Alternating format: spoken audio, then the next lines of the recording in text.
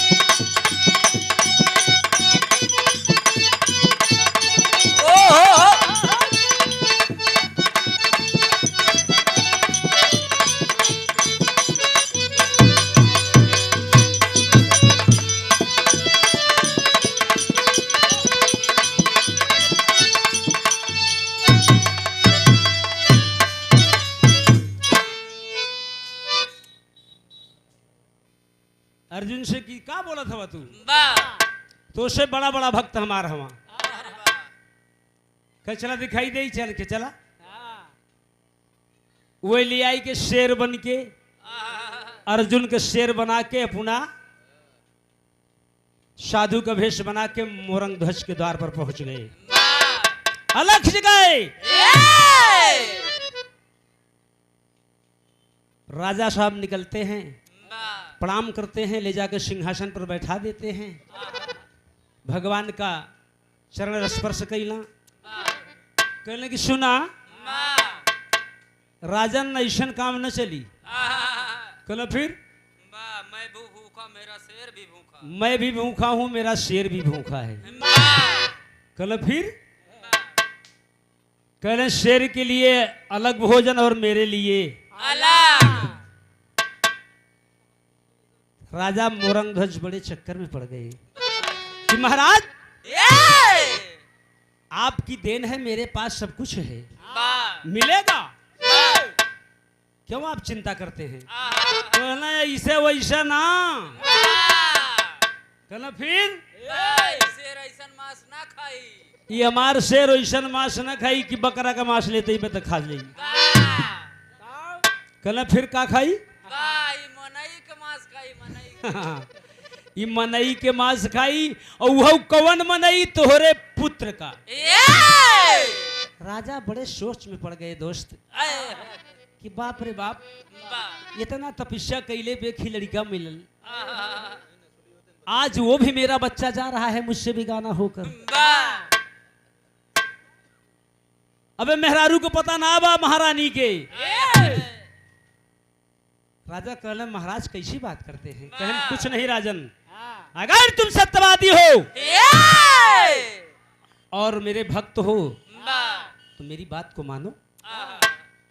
राजा साहब बोलने के लिए हमारा अर्धांगनिया है, तनी उन्हों से पूछ ले, आधा हक उनका बनता है। कहने की ठीक बा, पूछला। बुलाए ताम्रध्वज उस समय घर में प्रवेश कर रहा था। राजा साहब अपने अर्धांगिनी से सवाल कर रहे थे कि ऐसे ऐसे मामला बा, प्रश्न हो रहा था दोनों जन का संवाद कि ऐसे मामला बा, महाराज कहत हम कि तोहरे पुत्र का मांस खाए हमार शेर।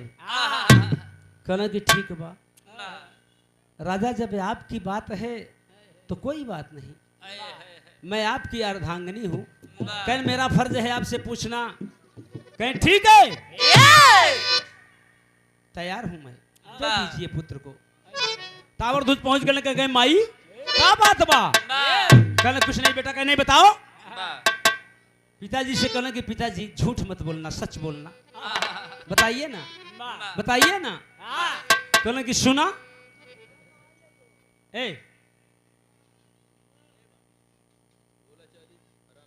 आप बेटा ये जो महाराज के साथ में एक शेर आया हुआ है सिंह, ये आपकी मांस खाएगा। अरे कहन बाबू, मनई के मांस ऐसे कौनो काम में नहीं आवत, अगर ये मांस मेरी शरीर को शेर खाना चाहता है तो दे दीजिए ना, वाह मैं तैयार हूँ। वाह वही आरा चढ़ा करके 2 फटकर बैन से आंसू चल गया। उसके बाद खत्म हो गई भैया माजरा, जाके भगवान प्रकट हो गई। लेन अर्जुन से कहे, अर्जुन देखा बहुत भक्त मेरे हैं इस संसार में। अर्जुन कहने कि महाराज मान गए।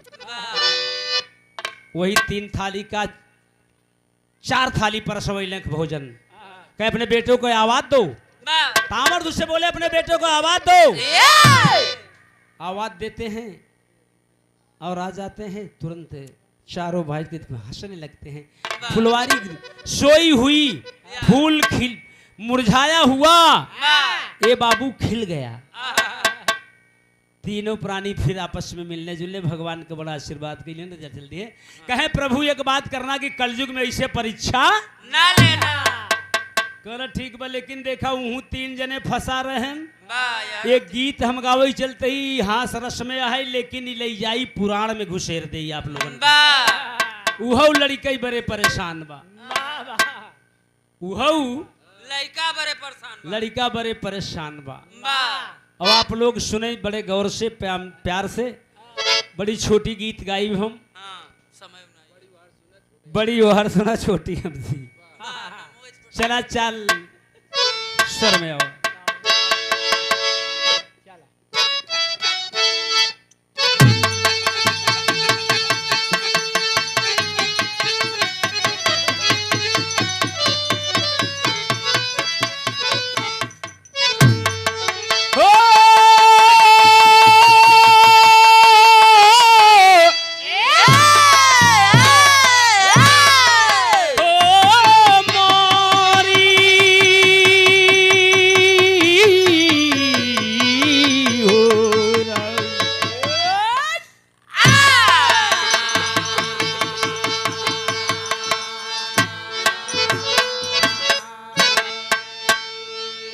लाइन के भूमिका बा मास्टर। का बा? चाँद बादल चाँद बादल में छिप के निकलता जहां, चांदनी की निशा होती चटकार है। जिसके घूंघट में मुखड़ा रहे दोस्तों, एक असली वो औरत का सिंगार है। स्वर्ग का सुख समझ ले सभी नारियां, जिनके गोदी में यारो एक दूलार है।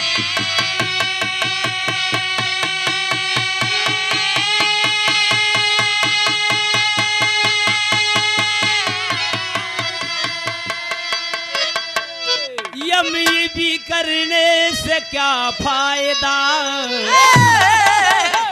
जो कि बिगड़ी बना दे वो होशियार है।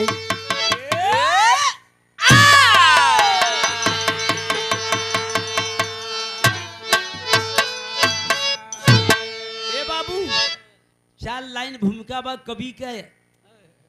मैं उस कवि को प्रणाम करता हूँ, नमस्कार करता हूँ जो कवि ने इस शेर को लिखे हैं। चांद बादल में छिप के निकलता जहां, चांदनी की निशा होती चटकार है। अरे वाह वाह वाह वाह, क्या लेखनी है कवि की। जिसके घूंघट में मुखड़ा रहे दोस्तों, एक असली वो औरत का श्रृंगार है। अरे वाह, कोनो घूंघट काढ़ के मेहरारू चली जात रहे, चाहे अंदर होकर मामला कुछ खराबे रहे, लेकिन सुंदर दिखाई दूर से। और नजदीक खोल के देखबा तो जमा सुंदर रही हो, तो सुंदर है जवन छुंदर रही हो। करी काहे का मतलब बा, ये भी करने से क्या फायदा, जो कि बिगड़ी बना दे वो होशियार है। बीए एमए करे से कोनो फायदा नहीं खे भाई बाबू। अगर एक परिवार बिगड़ा हुआ है और एक अनपढ़ आदमी उस परिवार को सम्मिलित कर लेता है और उसे बना करके अपने एक रास्ते पर ले आ देता है, तो कहें जहां सुमति तह संपत्ति नाना। जहां कुमति वह कृपा निधान पैसा नहीं ले विपत निधान। जो अनपढ़ है आदमी अपने परिवार को सुधार ले, बहुत बढ़िया बात बा। चला मास्टर, हमराज फिल्म से गीत के लाइन बा।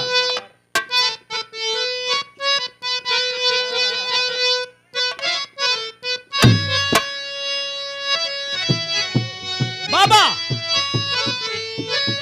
यह बा कि तुम अगर साथ देने का, क्या बताएं, तुम अगर साथ देने का वादा करो, मैं यूं ही मस्त नग में लुटाता रहूं। तुम अगर साथ देने का वादा करो, मैं यही मस्त नग में लुटाता रहूं।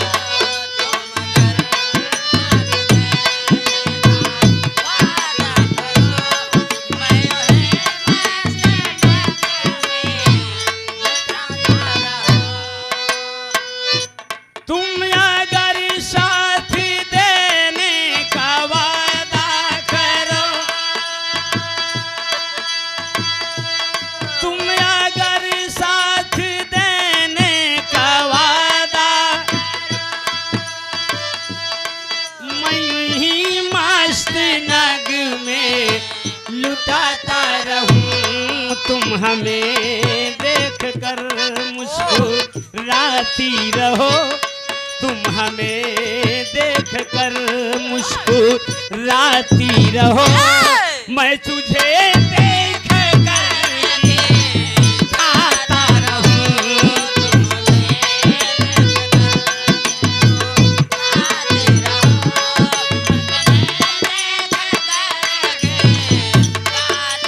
बहुत अच्छे जियो लाल।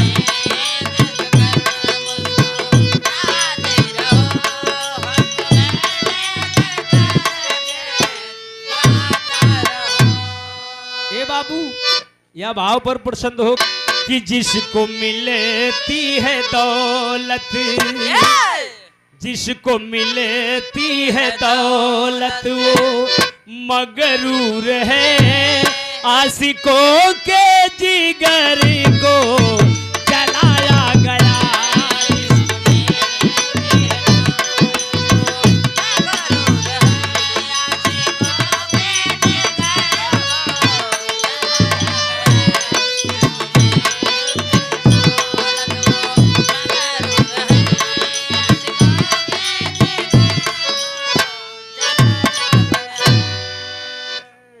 जिसको मिलती है दौलत वो मगरूर है, जिसको मिलती है दौलत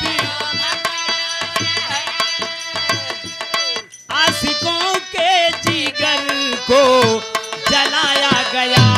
नूर बन के नूरानी तड़पती रहे, नूर बन के नूरानी तड़पती रहे, द्वार पर सात पर्दा लगाया गया।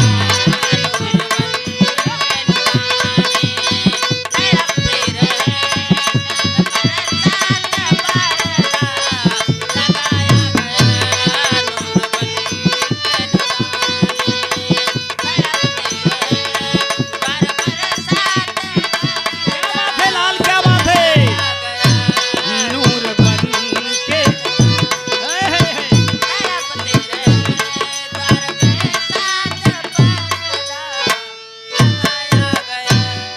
ए बाबू कहने का मतलब बा कि नूर बन के नूरानी तड़पती रहे, द्वार पर सात पर्दा लगाया गया। बड़ा बढ़िया गीत कवि जी लाइन देहला कि ओकर मेहरुआ एक धोबी रहे और धोबिन, ओकर मेहरुआ बड़ी नीक रहे और 7 साल गौने आए हुई रहे, लेकिन गोद में कोई बच्चा ना रहे।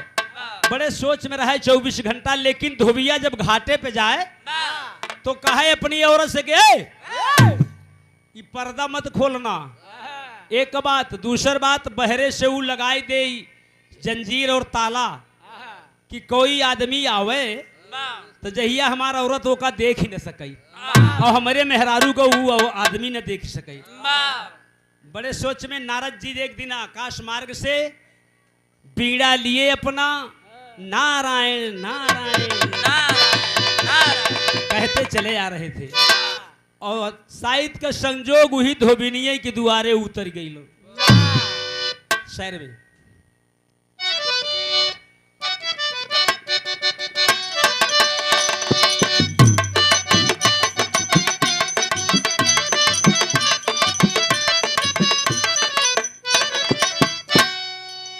एक दिन है राम नारायण नारायण कह धोबी के घर आए हैं। नारायण नारायण कह धोबी के घर आए हैं, पकड़ी के पैर तब धोबी ने आंसू बहाए।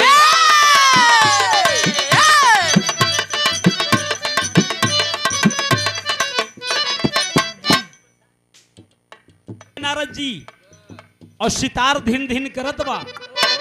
अब पहुंच गए जब नारायण नारायण आवाज कहले, बाहर से पकड़ के धोबी तब आंगन में लेके जाती है। पकड़ के धोबी तब आंगन में लेके जाती है, पुत्र के शोक में आंसू से पैर धोती है।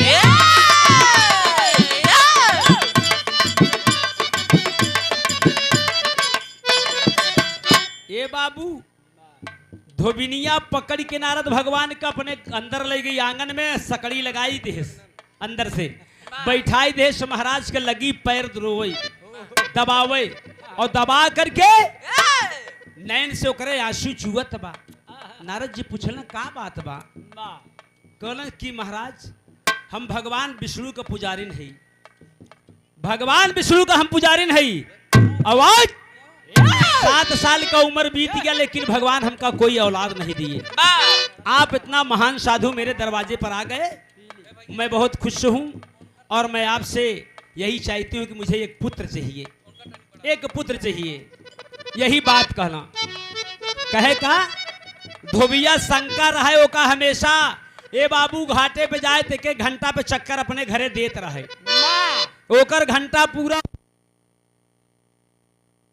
घंटा फट से पहुंचा और नारद जी अंदर कोठरी में। ए भैया अब गोड़ मीजत बा धोबिनिया और पुत्र का मांगन करत बा नारद जी से और सितार उनकर बगल में धरा धिन धिन करत बा। धोबिया जब पहुंचा और दरवाजा के कान जब लगाए तो कैसे ई का मामला बा, हमरे घरे में बाजा कैसन बाजत बा। बाहर से धोबी बोला खोला प्यारी दरवाजा, बाहर से धोबी बोला खोला प्यारी दरवाजा। बड़ा गड़बड़ बुझाला बाजेला कैसन बाजा। ए धोबिनिया हल के बाड़ी तेरी ऐसी की तैसी में हमारे घरे में कभू बाजा न साजा बजत रहा, आज कैसे धिन धिन के आवाज आवत बा। नारद जी कहन की महारानी ई के या कहन अरे हमार धोबिया महाराज बड़ा शंका बा, बहुत शंकाल मनई बाई और अब तक तुहार मारत मारत बद्धी छटकाई दे। अरे बाप रे बाप, नारद जी के तो चले ही लाग सांस की अब का करी हम। कहले का होई मन, कैसे हम एक उपाय कोनो उपाय लगावा। कहन हम बतावत हई एक कि हम नई साड़ी धरे है पेटी में और लियावत ही, तू जल्दी से साड़ी पहन ला और डेलवा में गेहूं दे दे थई, चल जा वह जाता बा वहीं बैठ के घूंघट काट के तू पीसा। हम दरवाजा खोल देते ही जब आए तो बात हम बनाई, लेकिन जबन हम कहा तू सुनत रहे वही हिसाब से तू काम की है। कहन ठीक है। ए बाबू नारद जी साड़ी पहन के और फट से पहुंच गए डेलवा में गेहूं लेके जाता के पास और गोड़ फैलाई के जाता शुरू कर दे, जाता शुरू कर दिए। अब जाता के पिसाई करत हवा और दरवाजा खुल गया, धोबिया अंदर का धोबिनिया से कहलस करे तबले तो बाजा बाजत रहा और वही की जाता चलत बा और तई हमरे सामने खड़ी है तीसरवा हमरे घरे में के बा दुई प्राणी छोड़ के तीसरा क्यों रहबई ने भा क्या कहले सरे का बोलत हवा हो दत्तार कही सुना कह सुना कह कि हमार छोटकी बहनिया आई बा अरे धोबिया धोबिया तो गदगद हो गया कहेस करे जब तोर छोटकी बहन है तो हमार सड़ुआई नहीं है कहले हाँ हाँ तुम्हार सड़ुआई ने कहल तब ओका बेचारी के आज आई बा हमरे घरे तो जाता में बैठाई दे अच्छा एक बात कर हमरे पियास लाग बा तो जब पानी ले आओ एक लोटा साफ कई के बढ़िया से हम यही तनी के देखत है घरे है अब कुआं कुछ दूर पड़त रहा है धोबिनिया बाल्टी उठाए से लेके कुआं पे गई धोबी राम पहुंचन चट से नारद के पास कहले रे सढ़ुआइन अबे हम सढ़ुआइन नहीं तो हमार हाथ पकड़ कहे खींचत हो बेटे इनका मर्द और औरत नहीं समझ में आओ कच्ची पक्की सड़क इनका पता ही नहीं खेबा कहे सढ़ुआइन रुका धीरे में जात चलावा काहे तना तेज चलावत हो एक लाइन गीत बा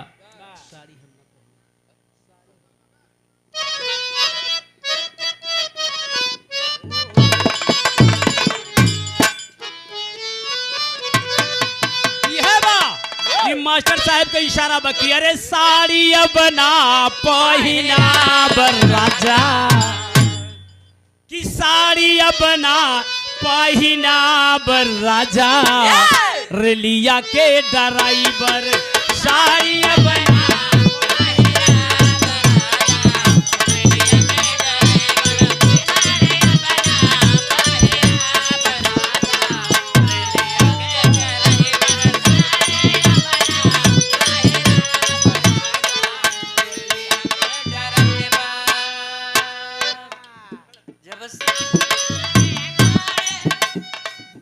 भाव पर बना पहिना बर राजा रेलिया के ड्राइवर साड़ी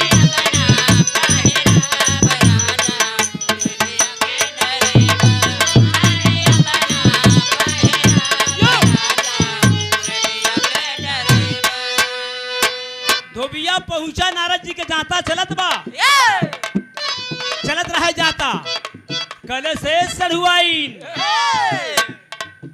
धोबिया बोला अरे भो धोबिया बोला लालकार सढ़ुइन मानिला कहनवा धोबिया बोला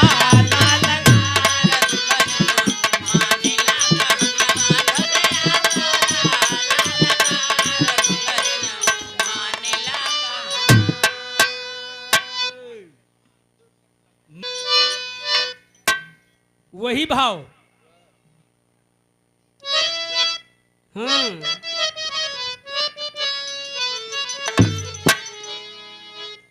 कहना बा ए बाबू धोबिया पहुंचला नारद के पास नारद जी जाता चलावत रहो पहुंच गए चट से उनके पास आओ कह सढ़ुआइन ए सढ़ुआइन ये तना का जल्दी बह के जल्दी जल्दी पीछे तड़ू दू सुना तनी के हमार बात करे की बोला अब नारद जी कुछ बोलता ही ना है हवा अपने आप बोले चला जाता बा अपने आप बोले चला जाता बा धोबिया लेकिन कहता है क्या उनके पास जाकर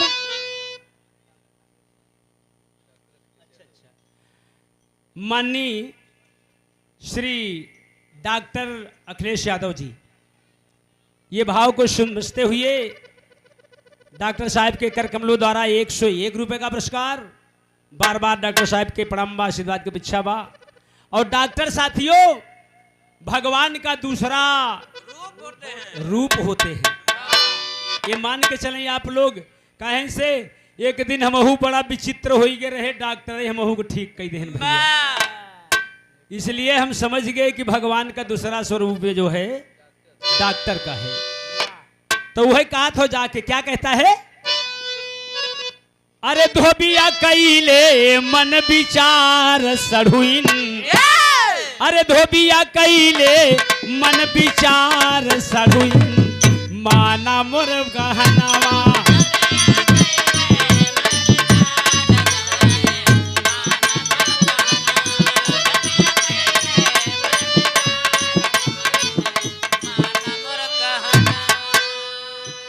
कहा था धीरे जाता तू चलावा,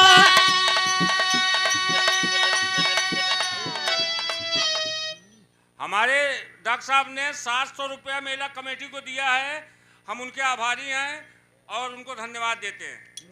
धोबिया कहत हो कि सढ़ुआइन जाता धीरे में चलावा, हम कही बात बतियावा।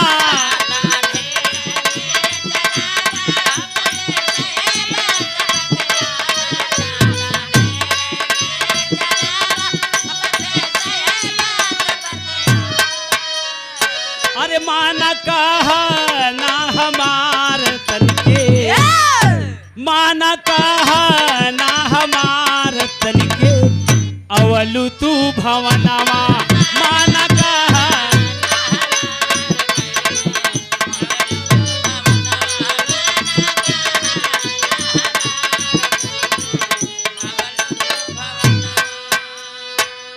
ए सढ़ुआइन, हम कैसे तोसी पूछत हई कि कैसे हमरे घरे आए गए तू, का कारण हो गया। एक बात और सुना, का कई बार गए ससुरारी, कई बार हम ससुरारी गए सढ़ुआइन, लेकिन हमसी तोसी दीदार। एकर का मतलब बा, कहाँ रहत रहलू तू। कई बार गए ससुरारी, सुनिला सढ़ुइन बात हमारी।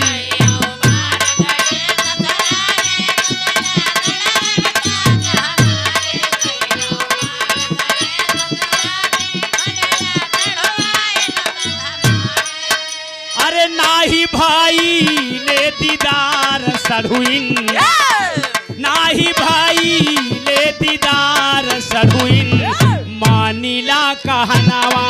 नाही भाई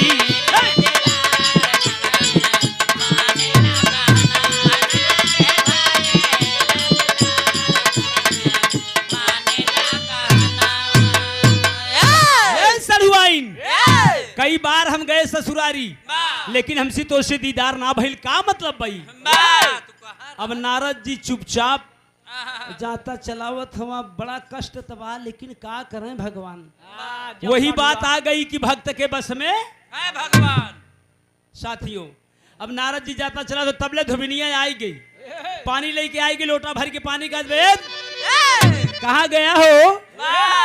कहने कह रहे है घर में आई है तो सढ़ुआइन से कुछ समाचार पूछा देगा। चुप रहा। अरे वो बड़ी शर्मिंदा बा, केहू से बोलत चालत ना।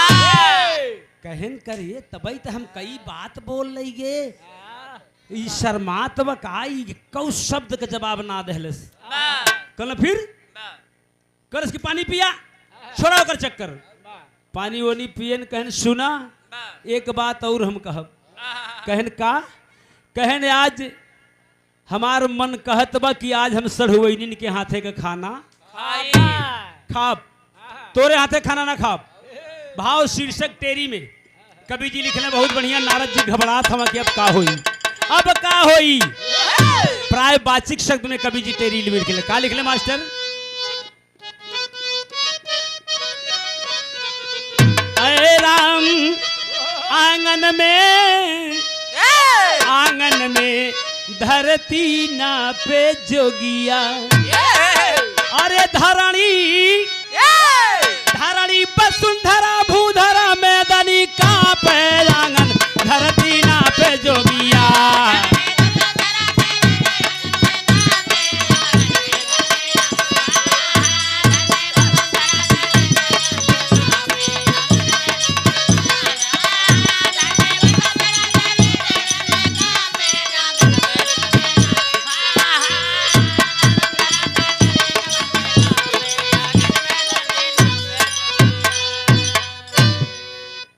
धरणी वसुंधरा भूधरा मेदनी कांपे आंगन में धरती। नारद जी बड़े सोच में पड़ गए कि भगवान इतना बड़ा गड़बड़ हो गया, हम कहाँ फंस गए आई के, हमें से जाना तो ही तेरे दरवाजे उबई न करी। धोबिनिया कहलस की धोबिया कहलस की सुन, सढ़ुआइन से कह दे बढ़िया भोजन बनावे और बढ़िया बढ़िया खाना बना दें, आज हम इनके हाथे खाना खा, तोरे हाथे का न खा। धोबिनिया कहेस कि अच्छा ठीक बा भाई, चला हम बना दे, कह दे। अब गए, कहें तू जा घाटे पे जा। धोबिया निकला, बहरे से ताला लगाई देस और कहे कि जात है हम 1 घंटा में आ जा। कहे हाँ आ जाए।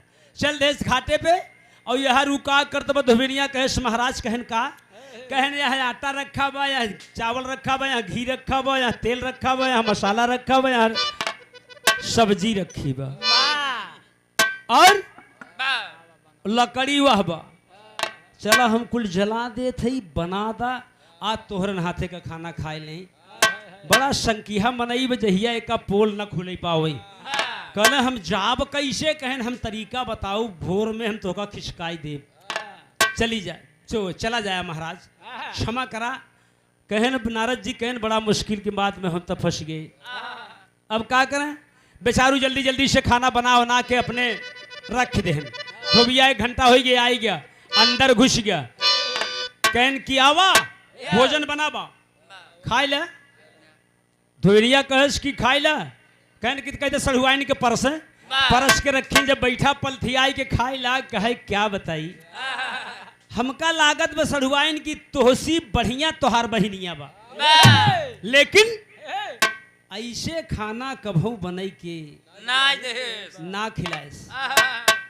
बड़ा तारीफ करे नारद जी कहलन कि तारीफ करत बा गड़बड़ है, बा गड़बड़ है। कहे के बात बा हम खा ले हई, तू दोनों जनी जल्दी से खाई ला और बिस्तर लगाई ले। लेकिन एक बात सुन ला सढ़ुआइन, हम 2 प्राणी रहे, हमारे पास 2 खटिया बा, तीसरी नाई बा। एक खटिया हमरे, एक खटिया हमरे औरत के। और ऐसा बा कि आज एक खटिया तू लैला और एक खटिया पे हम लेट जा, बरेठिन हमार दूसरे कमरा में लेट जाइए। नारद जी कहा दूसरे कमरा में, अब उनकर कलेजा या कैती से वहाँ कैती हो लाग कि बात सरवा कुछ गड़बड़े का।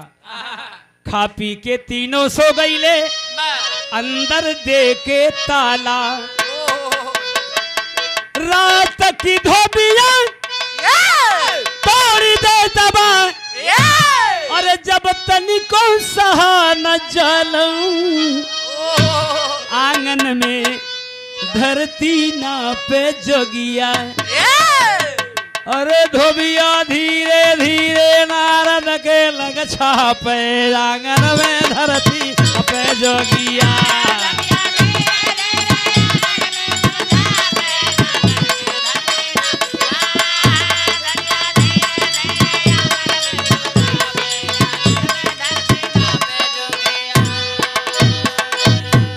ए बाबू जब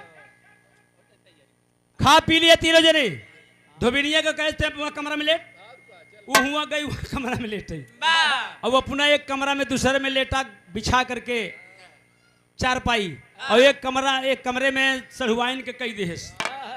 अब वहाँ चारपाई बिछाई गए। धोबिनिया कहेश की बा कुछ दाल में काला।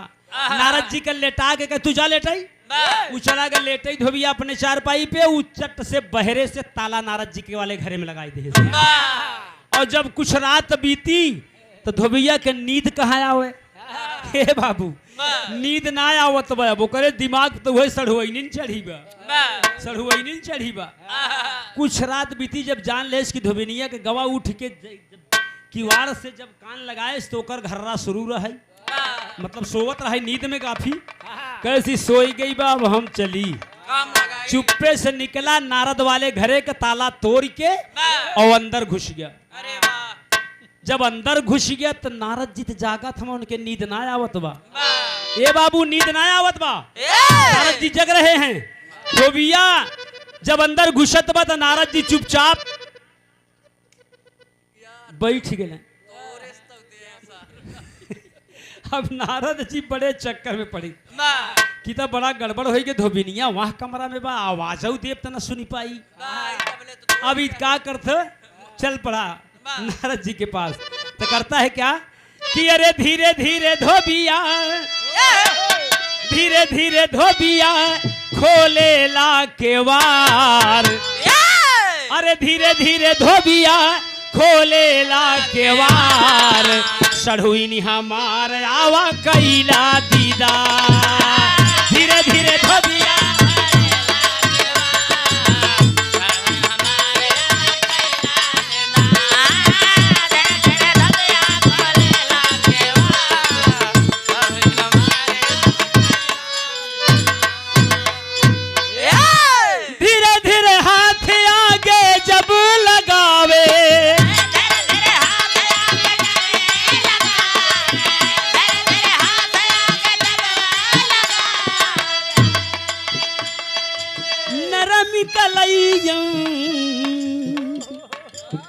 धीरे से दबावे।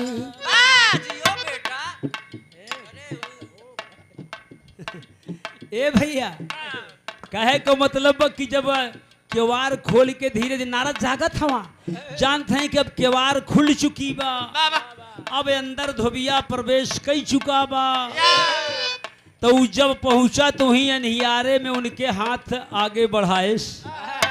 जब आगे बढ़ाए हाथ तो नारद जी चढ़ से हाथ पकड़ ले और जब पकड़ ले तो कलैया दाभेला एकर कलाई तो बड़ी तगड़ी में का बात बा। सोचलस कि अरे काम ओम ज्यादा करत हुई यह नाते से एक तैयारी ज्यादा बा कलाई में ताकत। अब का करे कि अरे धीरे धीरे धोबिया सरकवल सिवहार सढ़ुई हमार आवा कैला दीदार। ये बाबू पहले कलाई दावेश कलाई के बाद अब नारद जी जवन साड़ी पहने रहे धीरे से खुशकाऊ शुरू की है। नारद जी कहने करे बाप रे ए धबिनिया नारद जी आवाज दिए तब का करत हो कहेश की तो जाग जाई तो बड़ा बड़ा फोहर हो जाई। कहे कि हराम ज्यादा कैसे हुआ पहुंच गया। हाँ हम ताला बंद किए लेकिन ताला तोड़ दिया। फिर क्या कहता हो क्या करता हो कि अरे मुहावा के हाथ दबे धाई के दबावे।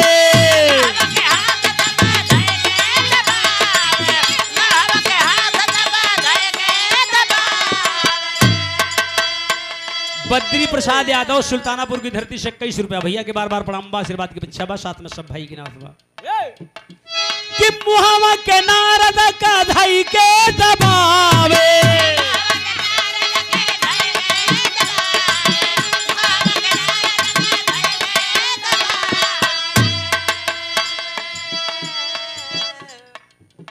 अरे धो नारद जी धोबिनिया के आवाज लगावे।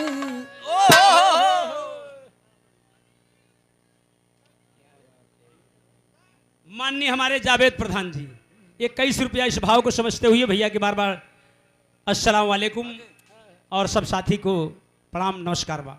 ए बाबू जब मुहे के हाथ धोबिया आवाज नारद जी आवाज दे कि ए बरेठिन अरे उठा मामला कुछ गड़बड़ होत बा। तब कैस की का बात बा धोबिया सोचस कि मुंह में के दबा ले कर आवाज बहरे न जाए। और जब मुहे के हाथ लगावत बा तब का होत बा कि अरे हथवा में आ गई ले हथवा में आ गई ले मोछिया के बार हमारे आवा कैला दीदा।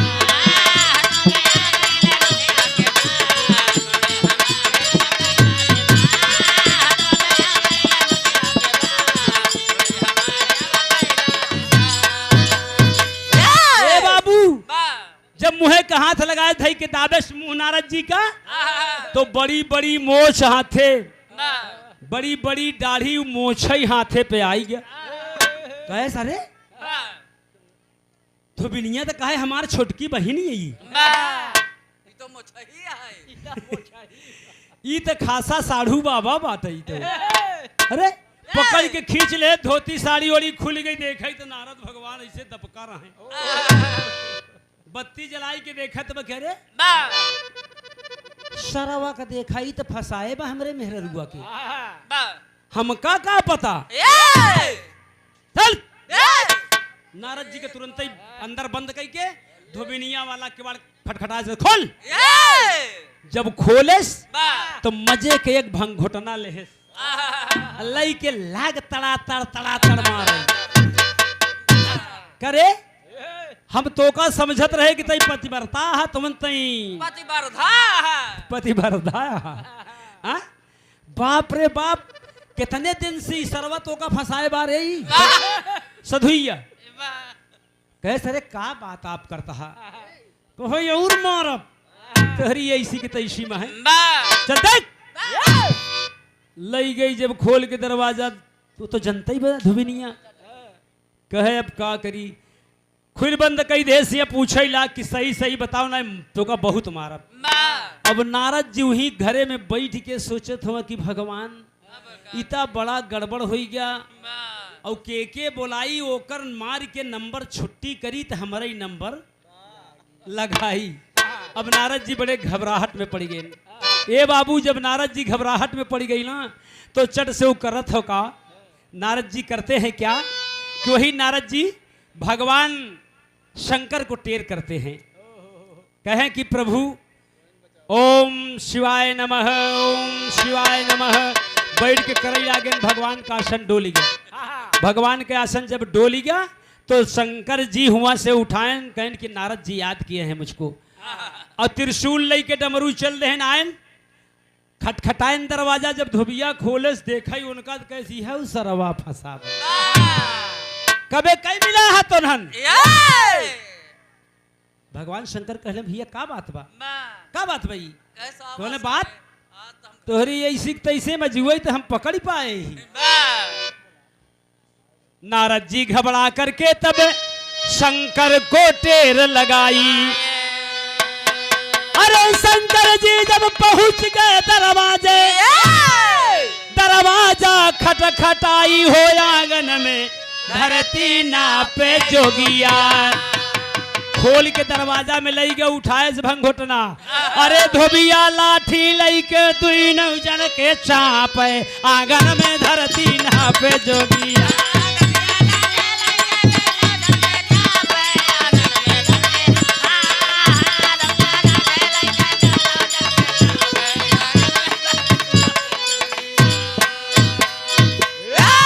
लाठी उठाएस और अंदर दरवाजा बंद गई के शंकर भगवान का और नारद भगवान का लाग तोड़ाई करे। शंकर जी जब दोनों जने मार के छुट्टी भर निकला बहरे, सारे कहा और क्यों हो तो बुलाओ नौक बुलाओ। कहले कि अरे यार और के बात बा। नारद जी से शंकर जी कहले का यार, जब तू फंसा रहे तो हमका का करे बुलाए ले है। अरे कहन बाबू हम तो यहाँ खातिर बुलाए कि तू आई जाबा तो के जान हमार छुटकारा हो जाए, तो तू हम को ही ले आई सरवा का। वो कहती नारद बचा रहे नहीं, कहती नरदव फंस गया। हाँ, लेकिन ए भैया जब वो आई गए तो शंकर जी के जब बैठा रहन, शंकर जी कहन नारद का करी, कहन कौनो उपाय करा। कहन यार ब्रह्मा का टेर लगाई। कहन लगावा तो है ब्रह्मा का टेर लगावत हम। ब्रह्मा के जब टेर लगावना तो का कहले कि मारी के असनवा भोला, अरे मारी के असनवा भोला, कैले सुमिरनवा मोर बीरनवा होयावा।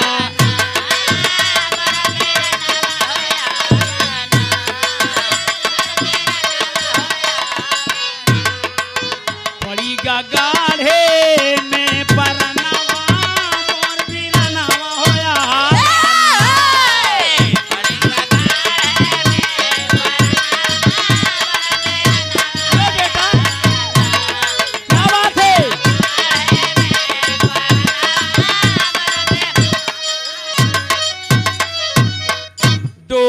लागल देखा अब ब्रह्मा के असनवा हो।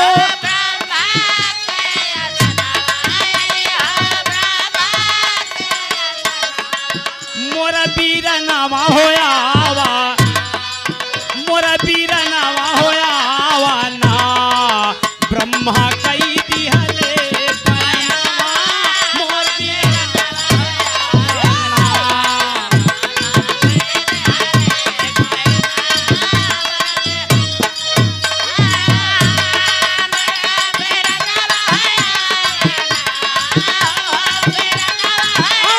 जियो लाल जियो बेटा, क्या बात है।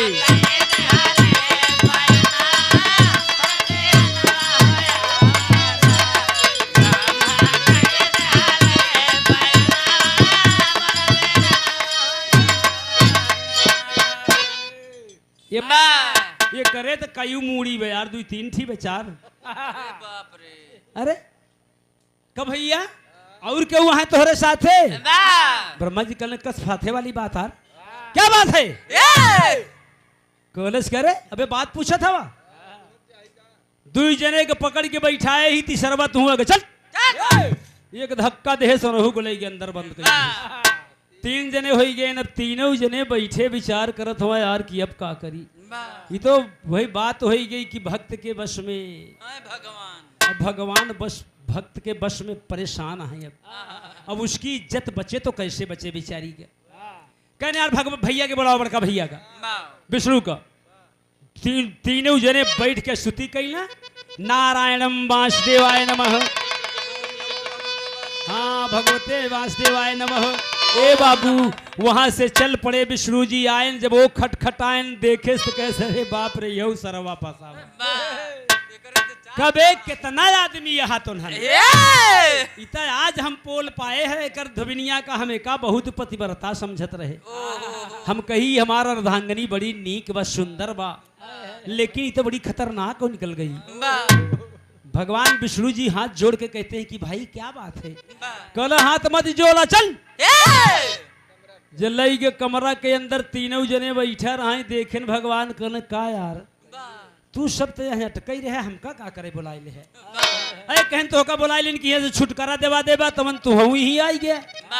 कह शुरू की जा सवेर हो जब कुछ बताई भोर हो जे तनी के। अब जब भोर हो लाग तो मिट्टी के तेल लई के अपने बखरी के चारों तरफ छिड़क दे, और छिड़क के धोबिनिया का लई के बहरे और माचिस लगाई दे। बखरी जलने लगी, धुआ के जलने लगी। भगवान विष्णु बैठ के आदि शक्ति माँ को याद करते हैं कि माई आपने जब लुप्त हो रही थी तो मुझे कहा था, मैंने पूछा चाहता हूं माई तो हमका कोनो जरूरत पड़ी, तब आपने कहा था कि बेटा कोई जरूरत पड़ेगी तो मुझे बुला लेना, मैं आ जाऊंगी। आज वक्त है वही। भगवान विष्णु तेर करते हैं, आदि शक्ति प्रकट होती है। भाव पूर्वी आल्हा में दे दा।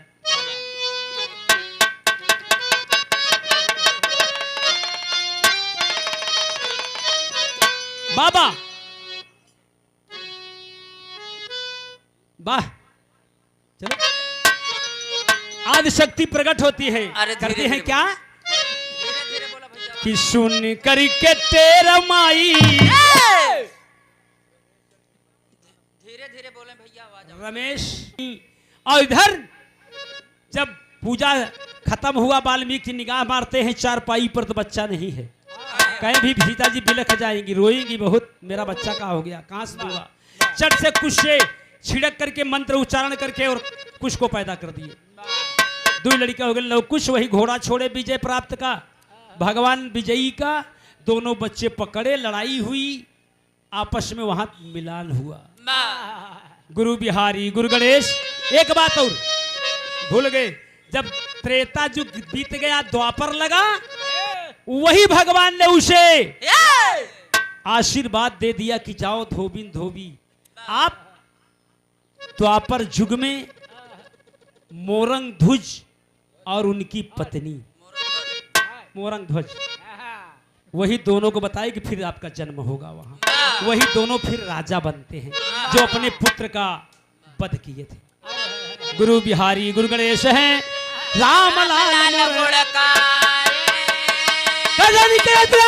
चंद्रिका, अरे बच्चन का विजय पताका हो, आंगन में धरती नापे, अरे गा कविता कवि के सौ छोटे का माया व्याप है, आंगन में धरती नाप जोगिया।